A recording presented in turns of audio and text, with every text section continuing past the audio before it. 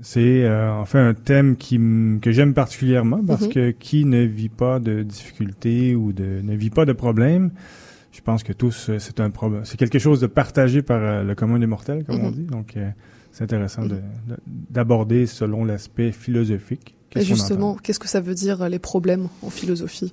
Ouais, ben c'est ça, c'est d'abord la première question. En fait, qu'est-ce qu'on entend par problème ou difficulté ou crise même, donc qu'est-ce que ça veut dire pour nous?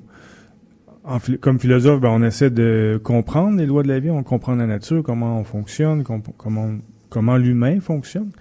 Et ben une évidence qu'on constate en observant, ben les problèmes font partie de la vie.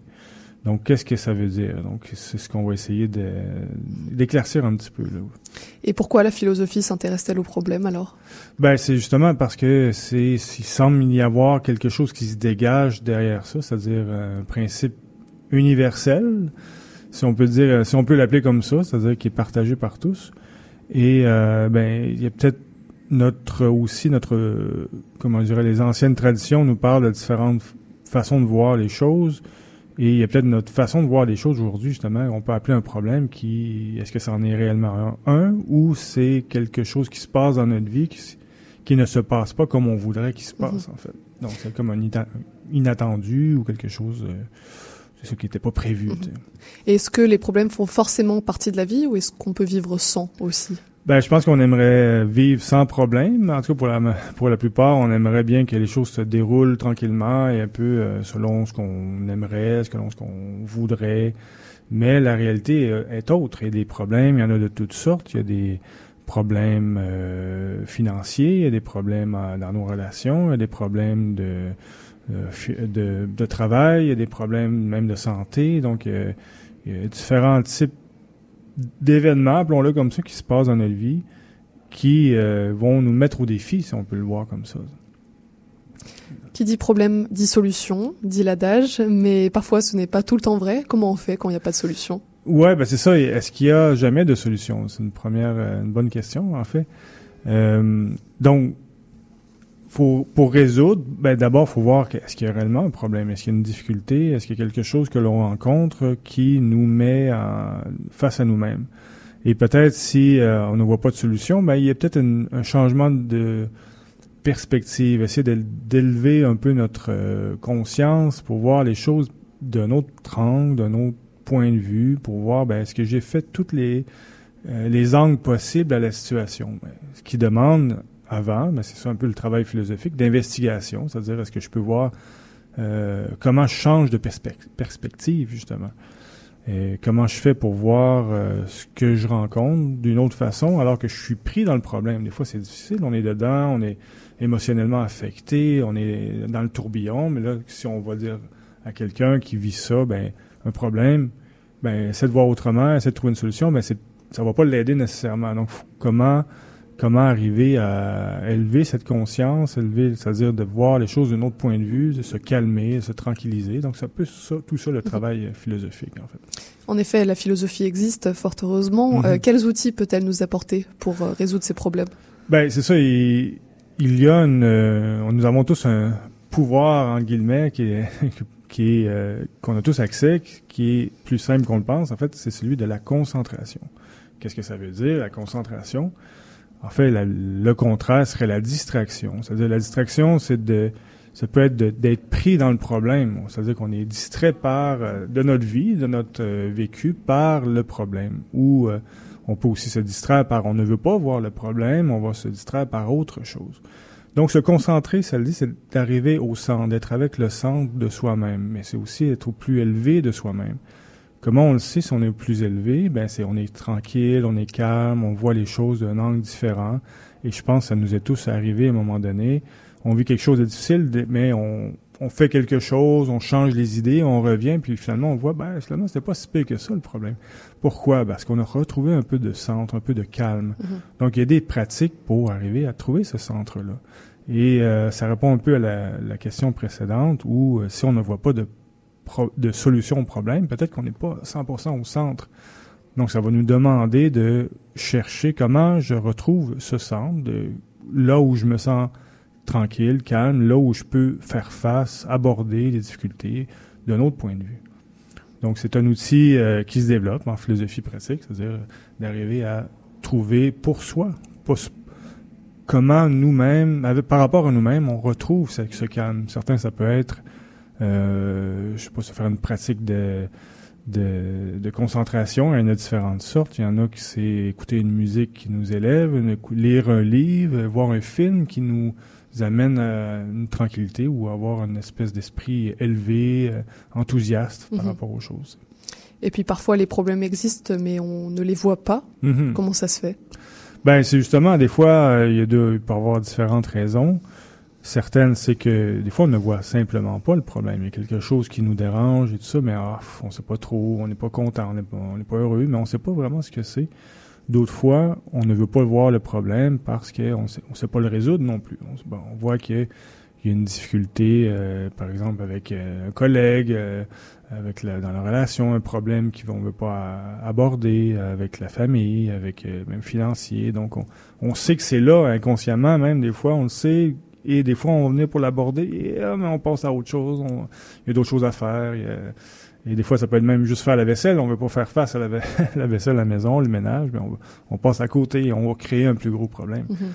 Donc, encore une fois, cette pratique du centre, d'arriver à se retrouver un état de tranquillité, va nous aider. Comment je vais résoudre? Qu'est-ce que je veux pour ma vie, en fait? Est-ce que je veux toujours constamment éviter les problèmes ou plutôt je veux apprendre à y faire face et à m'entraîner, en fait, à pratiquer, à faire face à différentes difficultés. Parce que de toute façon, on vivra des difficultés dans la vie, des problèmes dans la vie. Il y en aura toujours. Je ne veux pas être dramatique, mais c'est une réalité de base à accepter, c'est-à-dire qu'il y aura des difficultés ou des épreuves. Mais ceci dit, si on n'accepte pas cette réalité, on va toujours être un peu déçu, un peu triste, un peu dérangé, un peu affecté par la vie, en fait. Les problèmes ont toujours existé, je crois. Qu'est-ce que disent les anciennes traditions à ce propos? C'est intéressant parce que il y a toujours eu, l'être humain est l'être humain, il y a toujours eu des difficultés, mais on peut voir dans certaines traditions, que c'était abordé de différentes façons. C'est-à-dire, même, des fois, on disait même, une vie sans difficulté ou sans épreuve ne vaut pas la peine d'être vécue. Donc, on dit, wow, c'est une autre perspective. Alors qu'aujourd'hui, on peut avoir tendance à dire, on va essayer d'éviter, on va arrondir les coins, on va essayer de mettre de la ouate à gauche, à droite, émotionnellement et dans notre vécu pour ne pas rencontrer d'aspérité ou de difficulté. Alors que dans d'autres traditions anciennes, c'était bienvenu. C'est-à-dire que ça va me mettre à l'épreuve, ça va aller chercher en moi ça va me demander d'aller chercher en moi des qualités, développer le courage, la vaillance, des vertus, en fait, pour faire face aux difficultés. Et c'était transmis souvent par des mythes, par exemple, ou des allégories. Par exemple, pensons à Héraclès ou Hercule, c'est-à-dire qui vit les 12 travaux, les 12 épreuves qu'il va vivre, en fait. En fait, c'est une allégorie en même temps où une histoire qui nous dit, on voit plusieurs épreuves qu'il traverse, mais chaque épreuve lui apporte quelque chose, en fait. Il arrive à la fin et transcender. C'est symbolique, évidemment. On ne parle pas de vivre le même type d'épreuve, mais c'est plutôt d'aller chercher en nous, qu'est-ce qu'il vit.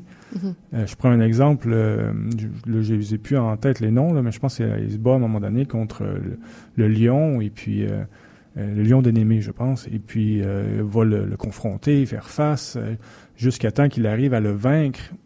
Et qu'est-ce qui est dans les autres épreuves après, il porte la peau du lion sur le dos. Ça peut avoir l'air barbare, mais évidemment, on est dans le symbolisme ici. Donc, c'est plutôt, symboliquement, il porte la vaillance ou la force ou l'orgueil, mais dans le bon sens de la chose, du lion, c'est-à-dire la force du lion. Le lion étant le problème? Exactement, la difficulté que l'on rencontre est le lion, représenté par le lion. Il y a aussi l'hydre de Lerne, je pense qu'il s'appelle, et c'est ce monstre aux 100 têtes, et puis Hercule coupe les têtes, il le repousse constamment, jusqu'à temps qu'il découvre qu'il faut aller au cœur, c'est-à-dire frapper le cœur de la bête. Qu'est-ce que ça nous dit à nous? Des fois, on se bat contre différents problèmes, on coupe et on a l'impression qu'on n'y arrive pas, on n'arrive pas à vaincre, à dépasser quelque chose qui revient. Pourquoi? Parce qu'on n'arrive pas à aller au cœur du problème, comme Hercule le fait, c'est-à-dire il développe cette capacité. Ah, c'est là le problème. Et là, au lieu de se battre contre 100 problèmes, on se bat contre un problème qui était l'origine du mal. L'origine, exactement. Et alors, quelle est la première étape quand on rencontre un problème, puisqu'on en est à essayer de résoudre le problème? Ouais, ben c'est ça. En effet, c'est la première question à se poser, et c'est de voir que dans la vie, il y a des épreuves, il y a des problèmes. Donc, la première étape est d'accepter qu'il y a des problèmes. Donc, c'est fondamental, parce que si on n'accepte pas ça, ben on va toujours être un peu en train de fuir, en train d'éviter, en train de chercher à ne pas voir, à être distrait par autre chose. Une fois qu'on a reconnu et accepté l'épreuve, quelle est l'étape suivante? Ben c'est ça, en ayant accepté cette réalité, déjà, ça va nous tranquilliser. Parce qu'on va se dire, ben je rencontre des difficultés, pourquoi m'en surprendre? Parce que je sais que c'est normal, que ça fait partie de la vie. Et ça, c'est très stoïcien de dire ça, c'est ce qu'ils vont nous enseigner, les philosophes stoïciens, que sur quoi j'ai un réel pouvoir. Sur ça, les difficultés, ce que je vais rencontrer, les choses qui ne fonctionneront pas comme je veux ou comme je pensais, ou ben ça fait partie de la vie. Donc une fois que on est tranquillisé, ben on peut dire, on peut y faire face. Dire, ah ben il y a un problème maintenant. Maintenant je peux lui faire face, je peux l'affronter et le voir. Deuxième étape.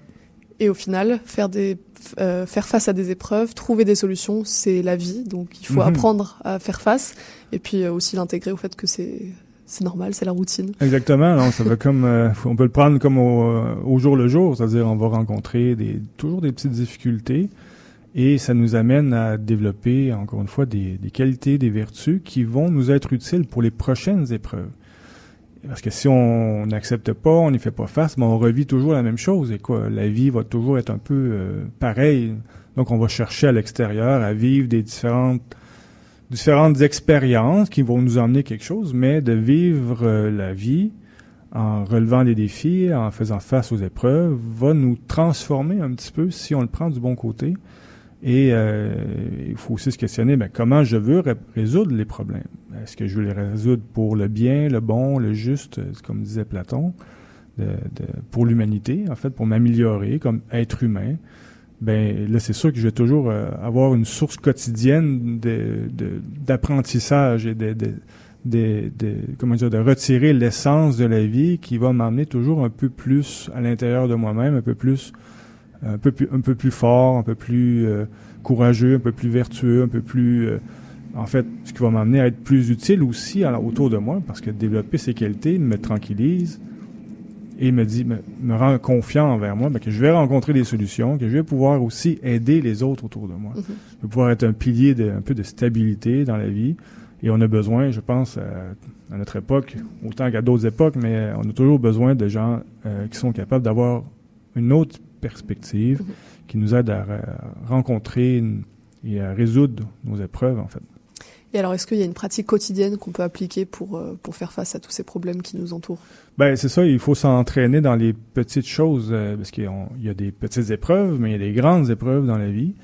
Et des fois, il y a des épreuves on en a parlé un peu tantôt, où qu'on essaie d'éviter. Des fois, ça peut arriver que c'est normal, dans le sens où c'est peut-être une grosse épreuve pour l'instant, mais je peux la voir, l'accepter, je la vois, elle est là, mais pour l'instant, je me sens pas prêt à y faire face. Donc, s'entraîner dans les petites choses de la vie, au jour le jour, au quotidien, c'est-à-dire on a toujours des petites choses qu'on rencontre que ça nous tente pas de faire, ou des problèmes personnels que l'on rencontre. Et je donne toujours l'exemple même de passer le balai. C'est une petite épreuve pour certains. Ils disent, bon, je me tente pas, il faut faire autre chose, et puis faire la vaisselle. Donc on s'entraîne là-dedans en se disant, bon, c'est à faire de toute façon, parce que si je fais pas la vaisselle, elle va pas se faire d'elle-même, et donc ça va s'accumuler, et on peut imaginer ce qui va se passer. Donc, s'entraîner à voir ça de façon calme. Bon, comment je vais le faire? Comment je vais l'aborder?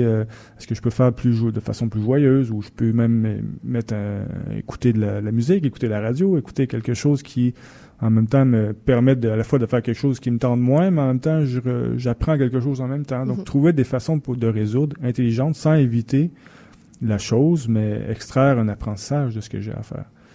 Et aussi, une autre pratique, ça serait de retrouver ce centre, comme je parlais un peu plus tôt, c'est-à-dire cette concentration, savoir se connaître, en fait. Qu'est-ce qui me recentre. Et c'est différent pour la plupart d'entre nous.